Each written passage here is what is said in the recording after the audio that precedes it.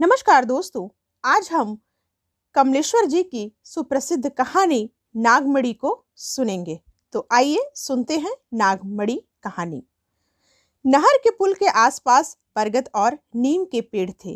पुल के दाएं बाएं तपती डामर की सड़क। यहीं से कुछ पगडंडियां इधर उधर के गांवों को उतर जाती हैं। 7 कोस की सपाट सड़क पर यही सबसे ठंडी जगह है। हर तरफ को जाता हुआ मुसाफिर यहाँ रुककर सांस लेता है। पेड़ों की छाह ढलानों पर भी है। ढलानों पर गाड़ी इक्के के जानवर सुस्ता लेते हैं। नहर के पुल की वजह से सड़क यहाँ पर पटिया की तरफ ऊपर उठी हुई है।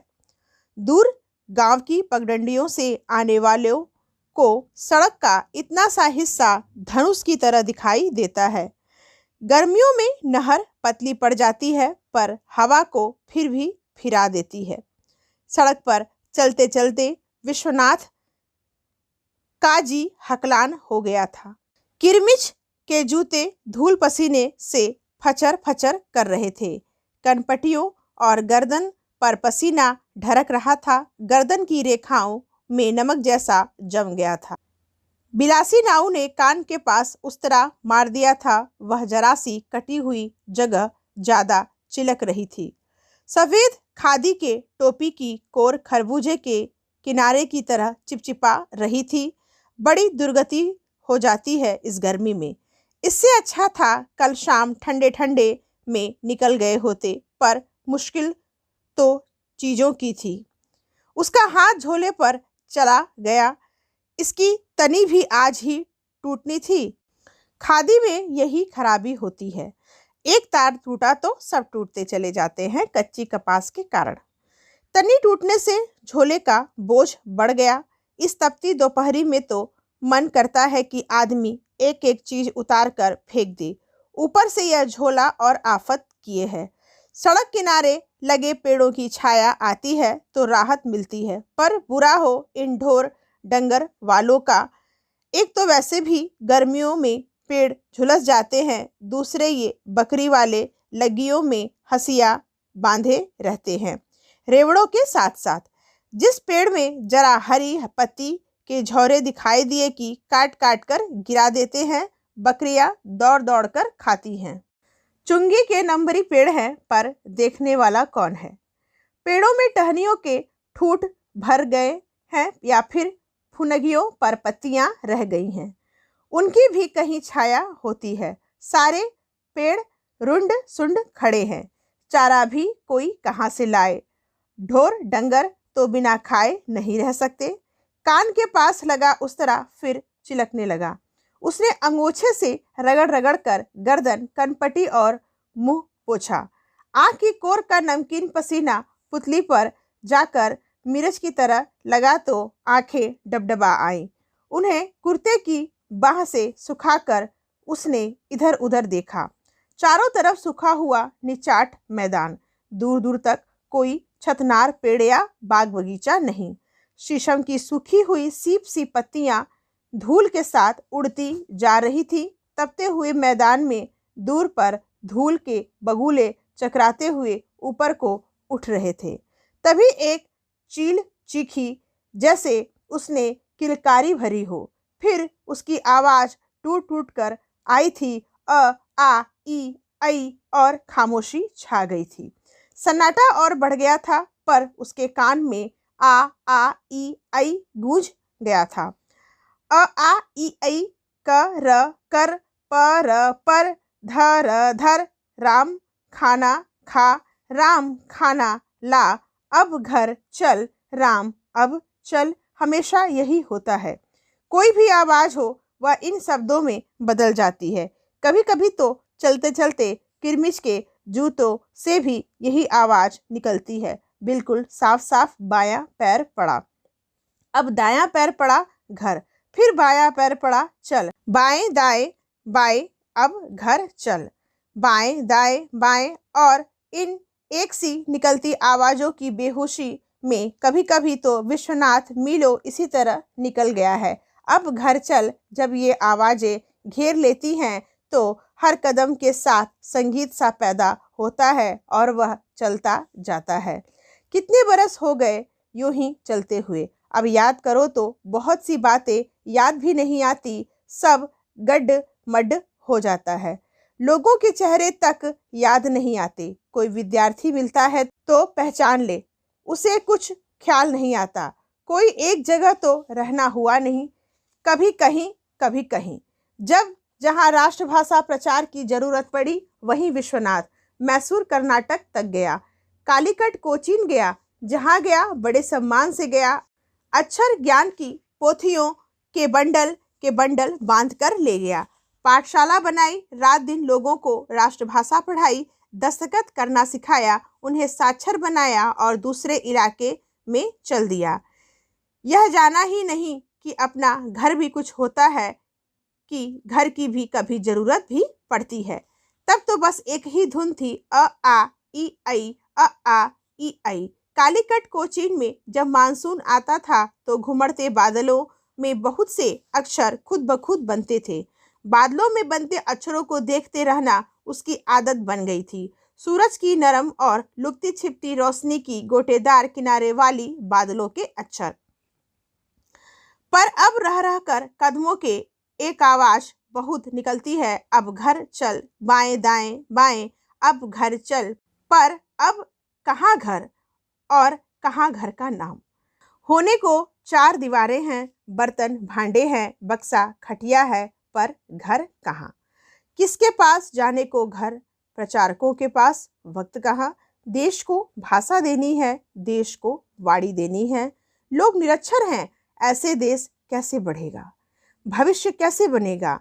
जब तक अपनी भाषाएं नहीं आएंगी तब तक जनता गूंगी रहेगी और फिर उन्हें एक सूत्र में बांधने का काम राष्ट्रभाषा करेगी। हम एक परिवार की तरह हो जाएंगे, अपनी भाषा, अपना देश, अपना राज, अपना वेश। फिर पैरों में वही आवाज निकलती है, अब घर चल। तपता हुआ मैदान और अब घर चल, दोनों तरफ से उसकी हिम्मत पस्त होने लगती है। हार कर एक शीशम की थोड़ी सी चितराई छां में बैठ जाता है। नहर का पुल अभी काफी दूर है, वहां पहुंच जाता तो 2 घड़ी नींद ले लेता, तरबूज खाकर प्यास बुझाता और 4 बजे तक हिंदी मंदिर पहुंच जाता। लालटेन उसने एक और रख दी, झोला जड़ के पास टिका दिया। एक बस्ते जैसे बंडल में उसके कुछ कपड़े थे। बस्ते का तकिया लगाकर उसने पीठ सीधी करने की कोशिश की, पर कद भर की छां नहीं थी। कनपटी के पास धूप का गोला गिर रहा था, जैसे कोई सेक दे रहा हो। तिलमिलाकर उसने सिर हटाया, छां के हिसाब से बदन को टेढ़ा मेढ़ा किया तो चींटियों की कतार पैर पर चढ़ने लगी। जड़ के पास भीठा था, फटी हुई दरारों में सैकड़ों चींटियां रेंग रही थीं। वह उठकर बैठ गया, सुस्ताने के लिए कुछ देर रुकना जरूरी था। उसने झोले का सामान निकाला और उसी को उलट पलट कर देखने लगा। गांधी जी की तस्वीर तो अच्छी थी, पर जैसा फ्रेम वह चाहता था वैसा नहीं मिला था। तस्वीर भी बड़ी मुश्किल से मिली थी। बस्ती में तस्वीर वाले हैं ही कितने, जो बेचते भी हैं वे अब सिनेमा की तस्वीर बेचते हैं। उनके पास गांधी सुभाष की तस्वीरें कहाँ।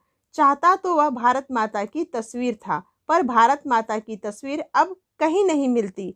वह तस्वीर जिसमें भारत माता के पैरों में एक सिंह बैठा हुआ है और बाएं हाथ में तिरंगा है, अफगानिस्तान के पास तिलक की मूर्ति है, तिब्बत में गांधी जी की और बर्मा के ऊपर गोखले की, वह तस्वीर नहीं मिली। बमुश्किल ताम बन्ने मियाँ फैंसी फ्रेम वाले के यहाँ गांधी जी की यह तस्वीर मिल पाई थी। बन्ने मियाँ को खुद याद नहीं था कि भारत माता और गांधी जी की कोई तस्वीर उनके पास है। कई बार जब उसने कहा तो बन्ने मियाँ ने पूरा लिपटा हुआ पुलिंदा सामने पटक दिया, भाई खुद देख लो। उस लिपटे हुए पुलिंदे में मक्का मदीने की तस्वीर थी, सुल्ताना डाकू की थी, गुलब कावली की और रामी धोबिन की थी, गुरु नानक और अक्षय वट की थी, कृष्ण और गोपियों की थी, अर्जुन और कृष्ण की थी, उत्तरा और अभिमन्यु की थी, विश्वामित्र और मेनका की थी, सबकी थी, पर भारत माता की नहीं थी। बहुत मुश्किल से गांधी जी की एक तस्वीर मिली थी, उसने मढ़ने का आर्डर दे दिया था, पर बन्ने मियाँ ने चलताऊ काम कर दिया। गांधी जी की तस्वीर के अलावा अक्षर ज्ञान की 10 पोथियां थीं, 2 सिलटें थीं, अगरबत्तियां और खड़ियों के कुछ टुकड़े थे। एक थैली में थोड़े से बतासे थे। अपनी गांधी डायरी थी। डायरी में मुड़े तुड़े कई पर्चे थे। पर्चे खोल खोल कर देखने लगा तो वह पर्चा भी निकल आया जिस पर उसकी लिखावट में पता लिखा हुआ था, पंडित रतनलाल शर्मा गुप्ता जी का अहाता, कटरा, इलाहाबाद।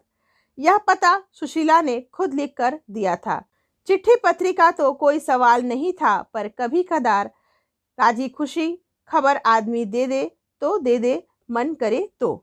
लेकिन विश्वनाथ ने कभी कोई खबर नहीं दी, न ली। ख्याल तो बहुत बार आया, पर लिहाज भी तो कुछ होता है। एक बार हिंदी प्रचारकों की बैठक इलाहाबाद के साहित्य सम्मेलन में हुई थी, तो जाने को बहुत मन किया था, पर रह गया था। सिर्फ एक बार वह तभी गया था जब बेंगलोर से लौटा था।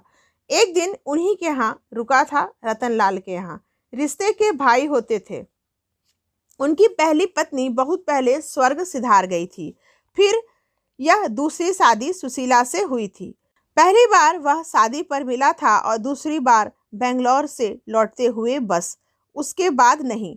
जब दूसरी बार मिला था तभी सुशीला ने पता लिख कर दिया था, शायद कभी। विश्वनाथ को खूब याद है शादी का। वह ब्याह में भी गया था। ट्रेन से बारात लौटी थी तो देवर होने के नाते उसे ही सुशीला भाभी के साथ बैठना पड़ा था। रतनलाल को जरा बड़े बूढ़ों का ख्याल था और फिर उनके लिए औरत कोई नई चीज तो थी नहीं। सुशीला भाभी गहना जेवर पहने थी, इसलिए किसी समझदार जिम्मेदार का उनके साथ रहना बहुत जरूरी था।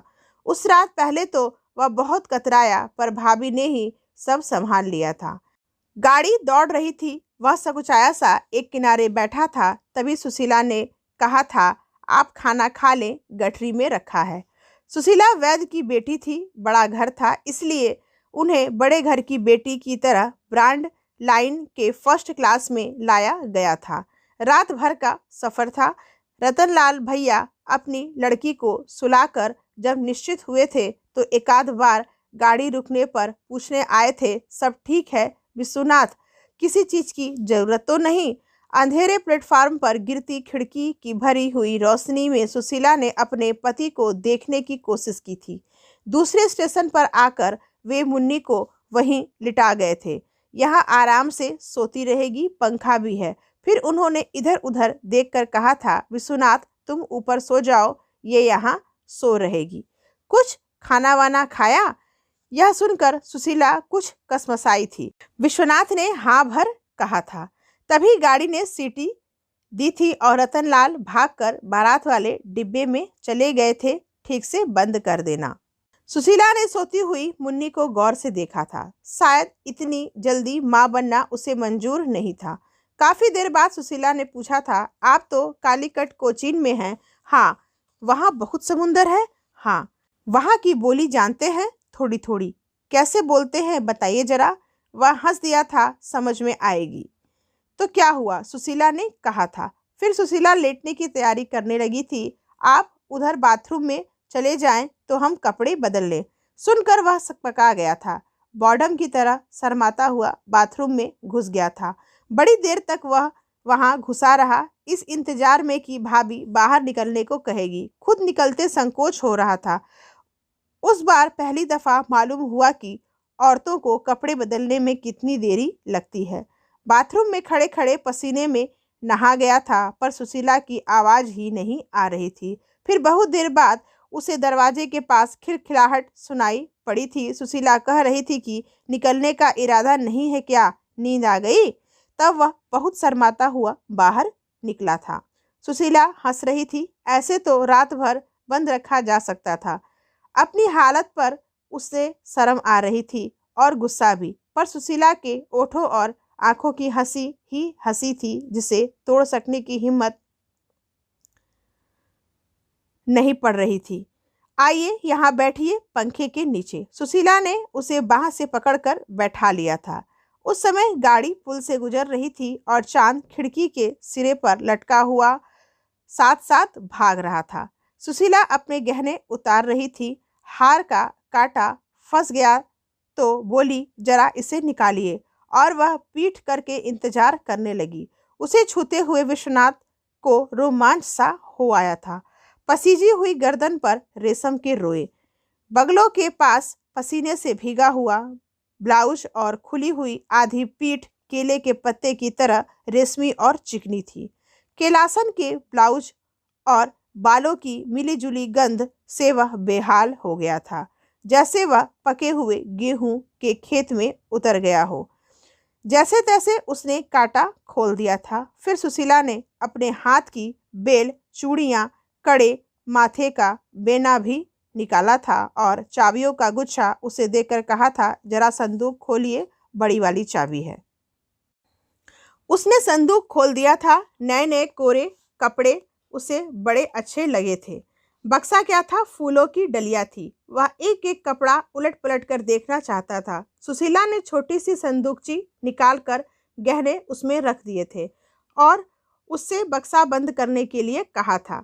उसे यह सब बहुत अच्छा लग रहा था, पर सुशीला इतनी उन्मुक्त होकर यह सब करवा रही थी कि यही उसे कुछ अजीब सा लग रहा था, शायद देवर के रिश्ते से। गाड़ी बांस के जंगल से गुजर रही थी। बांस की पत्तियों की सीटियां बज रही थी, जैसे हजारों सांप सी कर रहे थे। चांद अब भी खिड़की के कोने पर लटका था। दो जन जा रहे हों और रास्ते में सांप मिल जाए तो क्या होता है, सुशीला बोली थी। पता नहीं मालूम। विस्मय से सुशीला की बड़ी बड़ी आंखें फैल गई थी और फिर वह धीरे धीरे खिलखिल करने लगी थी, सर्पमणि जैसी। नहीं तो फिर उसी तरह खिलखिलाते हुए सुशीला ने कहा था, सर्पमणि को सांप कभी नहीं छोड़ता, वह उजास देती है। सांप अपनी मणि को कहीं छोड़कर भूल जाए तो पागल हो जाता है। रात को वह अपनी मणि से खेलता है, इधर उधर जाए तो लौटकर वहीं आता है जहां मणि पड़ी होती है। सुशीला कह रही थी और वह उसका मुख देख रहा था। इतने घंटों में वह कहां से कहां पहुंच गया था, एक ऐसी दुनिया में जहां सब कुछ फूलों की तरह कोमल था। गंध से भरा हुआ चांदनी की एक तिरछी लकीर सुशीला की एड़ी के पास पड़ी थी। महावर के रंगे हुए पैर, उसकी चूड़ियों में लटका हुआ एक सेफ्टी पिन और माथे पर सिंदूर की बिंदी। अब आप फिर कालीकट कोचीन लौट जाएंगे? सुशीला ने पूछा। शायद नहीं, अब मैं हैदराबाद जाऊंगा। जाकर करते क्या हैं? राष्ट्रभाषा पढ़ाता हूँ अहिंदी भाषियों को। आपको पता है, माथे पर आ गई एक लट को ऊपर करते हुए सुशीला बोली थी, पहले हमारे बाबूजी ने आपके लिए ही बात की थी, तब हमारे घर में आपकी ही चर्चा रहती थी। छोटी बहन कालीकट कोचीन कहकर मुझे चिढ़ाने लगी थी। कहते हुए सुशीला कुछ सकुचा गई थी। मुझे तो इस बात का कुछ भी पता नहीं, शायद घर वालों को, विश्वनाथ ने कहा। आपसे उन लोगों ने पूछा भी नहीं। हमारे घर तो यही खबर आई थी कि आपने शादी करने से इनकार कर दिया था। आप इस वक्त अब झूठ बोल रहे हैं। विश्वनाथ जरा सोच में पड़ गया था। कई तूफान उसके सीने में उठे। बहुत संभाल कर बोला, सच मुझे बिल्कुल पता नहीं। बड़ी भाभी ने यही सोचकर मना कर दिया होगा कि मेरा क्या ठिकाना, आज यहाँ कल वहाँ, कोई काम धाम तो है नहीं, कहाँ से खिलाऊंगा, किसी को मेरे भविष्य पर भरोसा नहीं है। और फिर ठीक भी तो सोचते हैं लोग, हम तो गांधी जी के वॉलंटियर हैं, शहर शहर गांव गांव भटकते हैं। सुशीला फिर खिलखिलाई थी। पूरी रात यूं ही अपनेपन और बेगानेपन में कट गई थी। एक पलक दोनों नहीं सोए थे। मुन्नी पड़ी पड़ी सोती रही थी। जब सुरमई से खेत नजर आने लगे थे और पूरब में पेड़ों के पीछे आकाश सुनहला हुआ था तो सुशीला ने सुराही से पानी पिया था और आंखों को छींटे देकर पोंछ लिया था। पूरी रात बीत गई, वह बुदबुदाई थी। रात भर जागने के बावजूद वह फूल सा हल्का महसूस कर रहा था। डिब्बे में कुछ उमस थी, पर खेत सुबह की हवा में अंगड़ा रहे थे।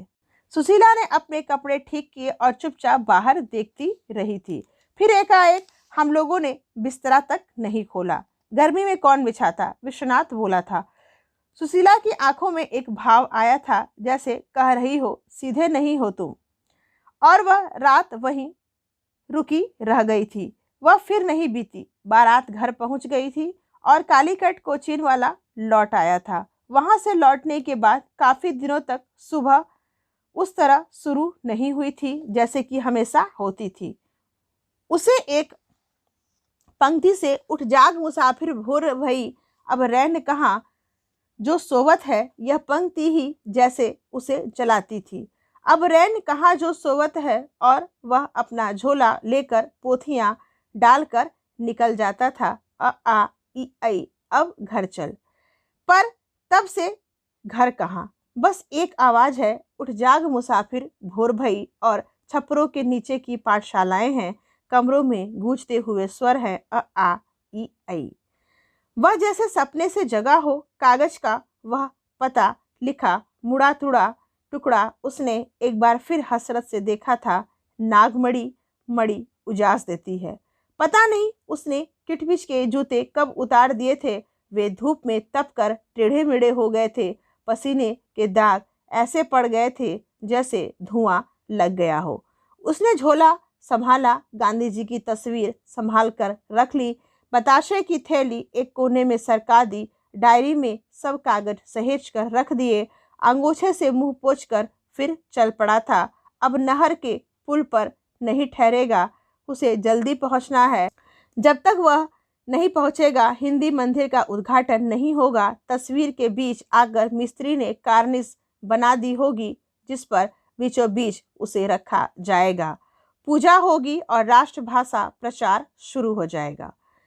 बाकर मिस्त्री का ध्यान आते ही उसने कुर्ते की जेब टटोली। पैसे सलामत थे। आज ही मिस्त्री का हिसाब चुकाना है, न चुकाता तो मिस्त्री मुश्किल में पड़ जाता। उसके लिए आर्डर हो गया था कि वह वापस जाए। भारत में रुकने का समय खत्म हो चुका है, बल्कि 2 महीने ऊपर हो गया है। बाकर मिस्त्री अपने बेटे को ले जाने के लिए भारत आया था। विभाजन के 20 बरस बाद लड़का यहीं छूट गया था। उन दिनों जब दंगे हुए थे तो करीम 7-8 साल का था और अपने मामू के घर दूसरे शहर में गया हुआ था। बाकर मिस्त्री को खबर मिल गई थी कि करीम अपने मामू के साथ पाकिस्तान के लिए रवाना हो गया है, पर पाकिस्तान में न मामू पहुंचे थे न करीम। बाकर मिस्त्री पहुंच गया था, फिर 20 बरस तक आना जाना नहीं हो पाया। हिंदी मंदिर एक कमरे का घर है। बड़ी दौड़ भाग करके विश्वनाथ ने यह छोटी सी जगह चुंगी से हासिल की थी। हिंदी प्रांतों में हिंदी प्रचार करते करते जब बदन थक गया था तो वह अपने शहर लौट आया था। अपने देश का हाल देखकर वह उदास हो गया था। कहाँ है हिंदी? इतने बरसों के बाद भी हिंदी कहीं नहीं थी। वह था जिसके लिए सब बातें और चीजें मामूली बन गई थी। जब तक आदमी बोलेगा नहीं, देश कैसे चलेगा? अपनी भाषा, अपना देश, अपना राज, अपना वेश। उसे ताज्जुब हुआ था कि अपने देश में ही कुछ नहीं हुआ था। इतने बरस तक वह दूसरे प्रांतों में खटता रहा और बराबर सोचता रहा कि अपने यहाँ सब हो गया होगा। प्रचार के लिए वह तरह तरह के काम करता था। प्रचार समिति की पाठशालाएं चलाता था, बस्तियों में जाकर पढ़ाता था, पुरानी पोथियों से तत्व की समानता पर व्याख्यान देता था, हिंदी दिवस मनाता था, गोष्ठियां कराता था और परीक्षाओं का प्रबंध करता था। पहले वह खादी का पैंट और कमीज पहनता था, फिर धोती कुर्ता पहनने लगा था। अपनी जरूरतें घटाता गया था। धीरे धीरे उसकी अपनी इच्छाएं भी कम होती गई थीं और वह सीधा साधा मामूली सा आदमी बनता गया था।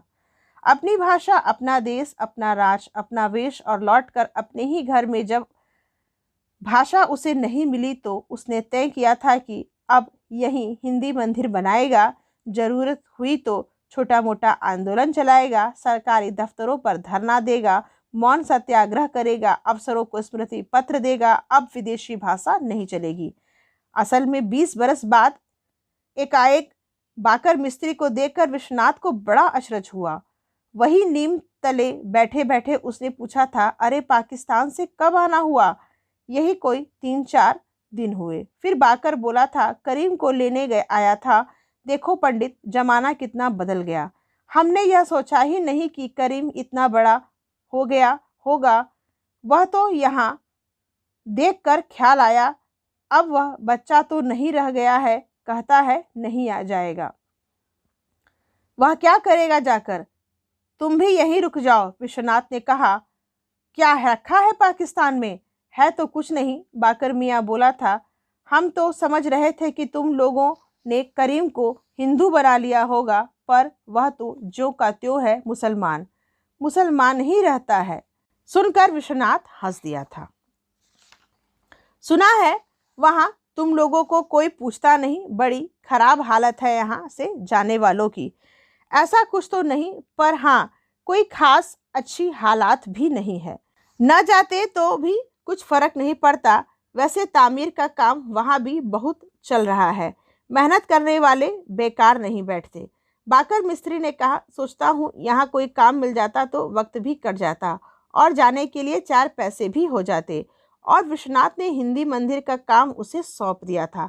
पजावे से गधों पर लाद कर नंबर 2 की ईंटें आ गई थी। छत के लिए सेठा और धन्ने मिल गई थी। बाकर मिस्त्री ने जोड़ तोड़ करके एक कमरा उठा दिया था और दरवाजे के ऊपर सीमेंट से हिंदी मंदिर भी तराश दिया था।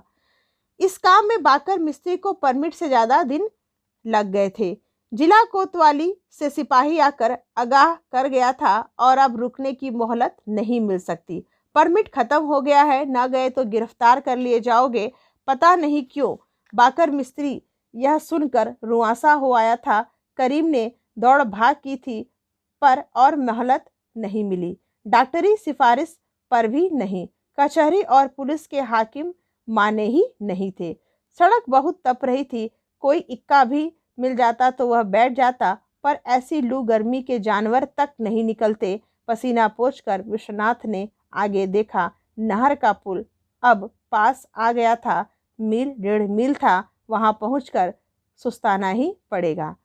जैसे तैसे वह पहुंच गया था। छाया मिली तो जान पड़ गई। बरगद की जड़ पर सिर टिकाकर वह लेट गया। लेटे लेटे मैदान पर नजर चली गई थी।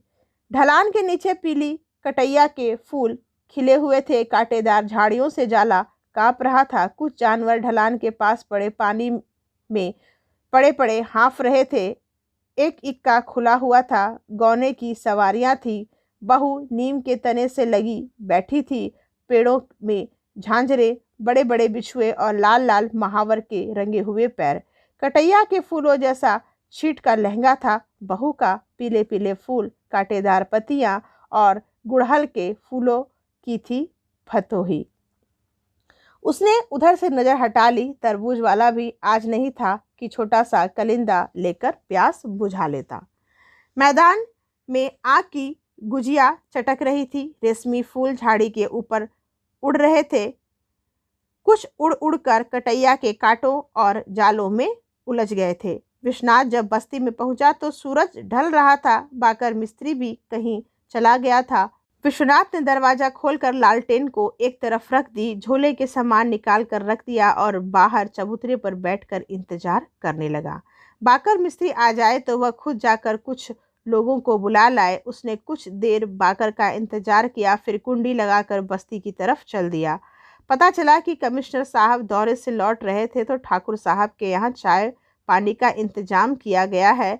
लोग वहीं मंडरा रहे हैं तमाशबीनों की तरह। कुछ देर खड़ा खड़ा वह देखता रहा। बड़ी सरगर्मी थी। 3-4 पुलिस के लोग थे। खलासी, ड्राइवर, अफसर वगैरह भी रह रह कर तमाशबीनों को खदेड़ देते थे। कभी मुंह चबलाकर गाली देते हुए हंस देते थे। उसने जरा उचक कर देखने की कोशिश की तो एक पुलिस वाले ने कंधा दबाकर उसे आहिस्ता से गुड़िया की तरह दबा दिया था। एक क्षण के लिए वह खिसिया सा गया था और फिर धीरे धीरे हटता हुआ तमाशबीनों की भीड़ से अलग होकर अपने मंदिर पर लौट आया था। लौटा तो बाकर मिस्त्री बैठा हुआ मिला और कोई नहीं था। विश्वनाथ को रह रह कर बड़ा बुरा लग रहा था। कम से कम उन लोगों को तो होना चाहिए था जिन्होंने ईंटें, लकड़ी वगैरह दी थी। बाकर मिस्त्री भी बहुत नाराज बैठा था। विश्वनाथ के पहुंचते ही बड़बड़ाने लगा। सिपाही फिर आया। बता दिया सालों को कि कल चले जाएंगे। नाक में दम काहे को किए हो? कल जाओगे? विश्वनाथ ने यूं ही पूछ लिया था। उद्घाटन इतना फीका हुआ उसने यह सोचा ही नहीं था। वह मन ही मन बेहद खिसियाया हुआ था। तो और क्या करेंगे? पाकर मिस्त्री फनफना रहा था। रुकने ही नहीं देते। हमने बहुत कहा, अब यहीं रहेंगे अपने लड़के के पास। कोर्ट कचहरी में जो करना हो करवा दे, रुपया पैसा भरना हो सो भरवा दे, पर कोई सुनता ही नहीं। यहीं बुढ़ापा कट जाता बच्चों के पास, पर कोई सुनने वाला नहीं है। क्या कहा जाए। विश्वनाथ का मन डूबा हुआ था। बहुत दौड़ भाग की साली। हमने कहा, हमें समझाओ कि हम यहाँ क्यों नहीं रुक सकते। हमारे बाल बच्चे यहाँ हैं। बस जवाब एक मिलता है, तुम और नहीं रुक सकते। बाकी बात गिटपिट कर देते हैं आपस में। क्या करे कोई। वहाँ पाकिस्तान में भी साला यही हाल है। कोई सीधे मुंह बात नहीं करता, बस हुक्म चलाता है जैसे हम जानवर हों। बाकर ने कहकर बीड़ी सुलगा ली। क्यों पंडित, आज ही तुम अपना वह उद्घाटन करोगे मंदिर का? हाँ, विश्वनाथ ने कहा और तस्वीर बतासे और अगरबत्तियां रखने लगा। ये तो महात्मा जी हैं। तस्वीर देखकर बाकर ने कहा। हाँ, विश्वनाथ तैयारी करने लगा। बाकर मिस्त्री पास से चांदनी के फूल चुन लाया। विश्वनाथ ने कार्निस पर तस्वीर रखी, अगरबत्तियां जलाई, स्लेट पर पोथियां रखी, फूल चढ़ाकर प्रणाम किया और एक बताशा बाकर के हाथ में रख दिया और खाली खाली सा इधर उधर देखने लगा। क्या सोच रहे हो? बाकर ने कहा। सोचता हूँ तुम्ही से शुरुआत करूं। विश्वनाथ ने स्लेट, पोथी और खड़िया का टुकड़ा उठाया। बाकर हंसने लगा। विश्वनाथ का बचपना देखकर हंसते हंसते उसने स्लेट ले ली और बोला, करो शुरुआत। अ आ ई की आवाज कुछ देर वहां उभरती रही। स्लेट का टेढ़ा तिरछा कुछ बाकर ने लिखा था। कुछ देर वे दोनों वहीं चुपचाप बैठे रहे, फिर बाहर आकर बैठ गए। सामने बबूल की सिगड़ियां धीरे धीरे हिल रही थी। नीचे सूखे हुए कांटों के झंखाड़ पड़े थे। बया का एक घोंसला एक टहनी से लटका हुआ था। तो कल तुम चले जाओगे? विश्वनाथ अपनी उदासी में कैद था। हाँ तो और क्या करेंगे। बाकर के मुंह का जायका जैसे फिर बिगड़ गया था। अपने मुल्क में जाकर रहेंगे? हाँ, नहीं तो। विश्वनाथ बाकर मिस्त्री को देखता रह गया था और उदास होकर और भी चुप हो गया था। अंधेरा घिर रहा था। गर्मियों की धूरी शाम बहुत तकलीफ दे होती है। कुछ देर घुटने के बाद विश्वनाथ बोला, so you will go to your country? Yes you can. ए बाकर कुछ समझ नहीं पाया। विश्वनाथ धीरे से हंसा। बाकर उसे हैरत से ताकने लगा। उसे विश्वनाथ कुछ डरावना सा लगा। उसका चेहरा नए तपे हुए तांबे की तरफ तमतमा रहा था। आंखें बाहर को निकली पड़ी रही थी। अच्छा सलाम। बाकर उठ जाना ही मुनासिब समझा। Good bye. विश्वनाथ ने उसे बैठे बैठे ही विदा दे दी। उस दिन विश्वनाथ को रात भर नींद नहीं आई। वहीं बाहर लेटा या टहलता रहा। हिंदी मंदिर के पास वाले घर के लोगों ने आधी रात को उसे बड़ी सुरीली आवाज में गाते सुना था। उठ जाग मुसाफिर, भोर भई, अब रैन कहाँ जो सोवत है। सुबह जब बाकर मिस्त्री गया था तो विश्वनाथ वहीं बबूल के नीचे खड़ा उसे देखता रहा था। घर के सभी लोग उसे सड़क के मोटर अड्डे तक छोड़ने गए थे। करीम उसी मोटर में साथ गया था उसे स्टेशन छोड़ने। विश्वनाथ वहीं हिंदी मंदिर में रहने लगा था।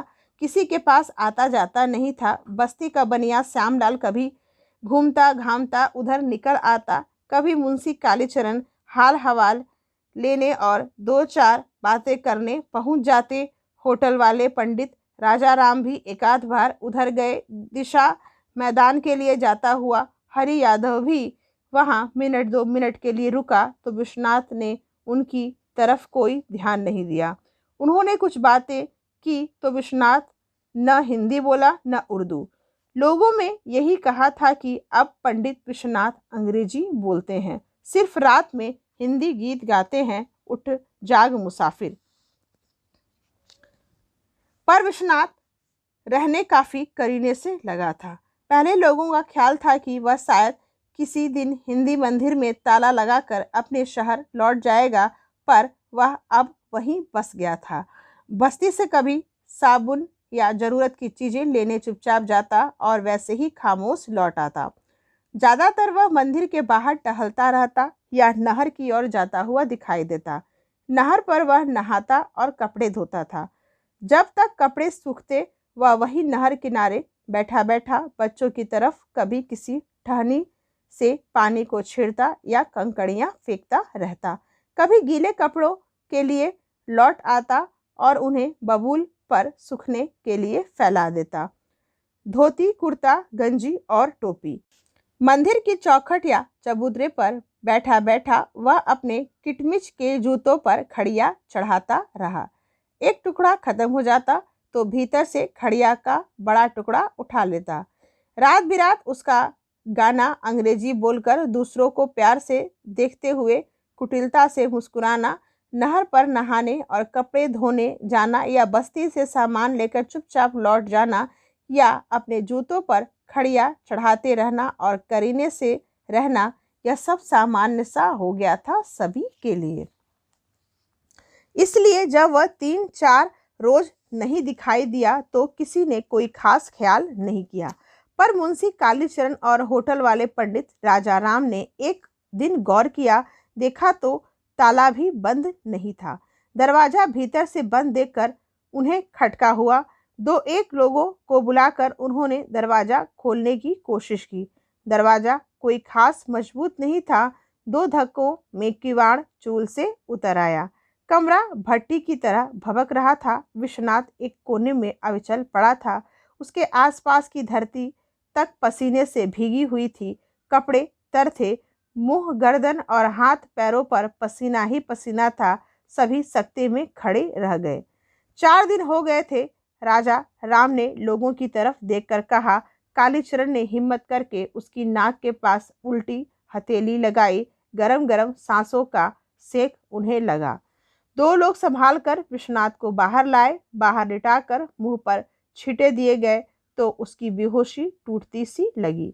मुंह में पानी गया तो कुछ देर बाद बदन में यहाँ वहाँ कुछ थरथराहट सी हुई। धीरे धीरे पसीना सूख गया। राजा राम ने नींबू और शहद चटाया तो उसमें जान सी आ गई। लोगों ने तय किया कि उसे जिला अस्पताल पहुंचा दिया जाए। तभी विश्वनाथ ने कुछ गहरी गहरी सांसें ली। मुंह में कुछ पानी और गया तो उसने आंखें खोली, थकी थकी और कहीं न देखती हुई। राजा राम ने उसकी भारी पलकें और मुंह को हल्के हल्के पानी से पोंछ दिया। पंडित विश्वनाथ, कैसी तबीयत है अब? धीरे से कालीचरण ने पूछा। अ आ ई ऐ उसके मुंह से हल्की सी आवाज निकली थी। इन्हें अस्पताल पहुंचा दिया जाए, यही ठीक रहेगा, राजा राम ने कहा और सभी ने यही ठीक समझा था। कालीचरण अपना पसीना पोंछते हुए सवारी का इंतजाम करने बस्ती की ओर चले गए थे। तो दोस्तों, ये है विश्वनाथ के जीवन की दशा या यूँ कहिए दुर्दशा। तो यह कहानी आपको कैसी लगी कमेंट कर जरूर बताएं। और अगर आप मेरे चैनल पर नए हैं तो चैनल को सब्सक्राइब करें और वीडियो को लाइक करें। जल्द मिलते हैं दूसरे वीडियो में। तब तक के लिए धन्यवाद। जय हिंदी, जय भारत।